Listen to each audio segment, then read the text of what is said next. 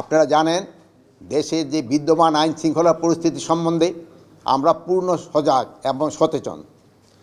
আপনারা জানেন যে আওয়ামী দোসররা তারা দেশকে অস্থিতিশীল করার জন্য সব ধরনের চেষ্টা করতেছে।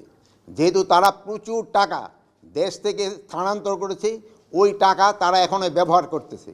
এই টাকা ব্যবহার করে দেশকে একটা অস্থিতিশীল পরিস্থিতি করার চেষ্টা করতেছে। আমরা এইটা কোনো অবস্থায় করতে দিব না। আমরা যেভাবে হোক এটা প্রতিহত করব। দিনে রাত্রে যেখানে আমাদের বাহিনীর প্রয়োজন হবে তারা সেখানে যাবে এবং এটাকে প্রতিহত করবে।